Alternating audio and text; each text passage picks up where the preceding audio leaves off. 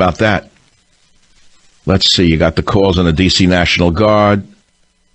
Mark on KSFO. Okay, we figured that. So look, when I said earlier that we're all just a hairbreadth away from being mentally ill or a schizophrenic, you know it happens to be true.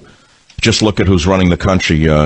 Look at the politicians. Look at the people in Hollywood who are at the top of the pyramid. You're telling me they're not mentally ill?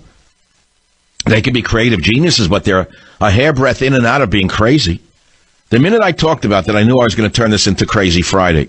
Remember once I did a show, Only Crazy Callers Please Call? It was a great show. I didn't ridicule anybody. It was a very interesting show. Well, here we have one now. Mark on KSFO, go ahead, please. How you doing, Michael? Listen, you're not going to agree with this, but what a lot of people don't understand is we need a full-blown communist revolution in this country in order to stop the greed from the wealthy people and to help the poor.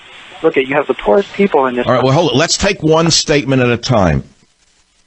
So to stop the greed of the wealthy people and help the poor, where would the money come from if the wealthy people would stop producing?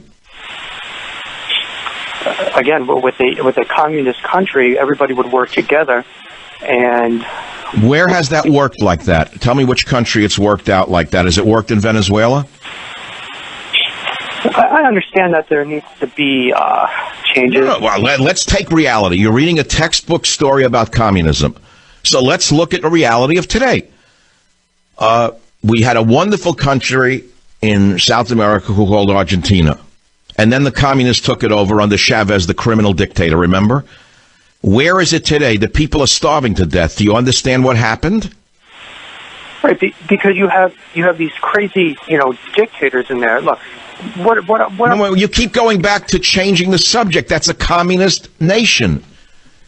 The communist nations produce starvation. They always have, Mark.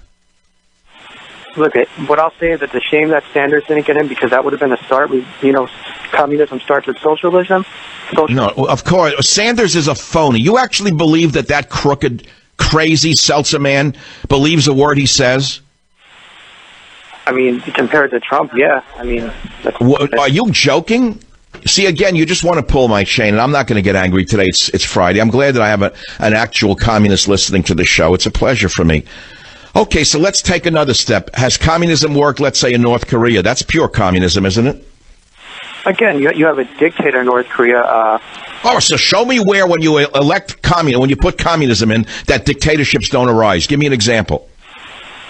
Look, as I said before, I understand. You keep going to look. Every time you can't answer a question, you say look.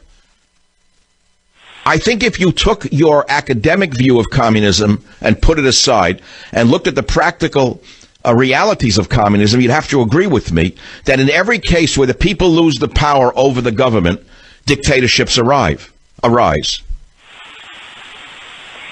I suppose, but we're not going to... Okay, well, oh my God, a communist actually agreed for 1 second with me. Are you a man who's been disappointed in life that you didn't get what you thought you should have, Mark? There's been times, yeah, but... When you were young, in your 20s, what did you dream of achieving? In my I wanted to. I always wanted to join the military. I'll tell you that, but that changed. So what did you become? I currently have a very small business where I fix electronics, cell phones. I run a various out of malls and things like that. Okay, wait a minute. Hold on. So you sell services and you get paid for that service, correct? That's correct. Do you want the government telling you how many clocks you can fix per year and how much you can charge? Here's the thing. I have my... No, here's the thing. That's what goes on in Cuba right now under your friends, the Castro dictators. You understand that the people are suffering in Cuba. You do know that. And the only freedom they've had in the last few years is when they opened up the market, even a slight bit, to free market capitalism. The people were dying for it.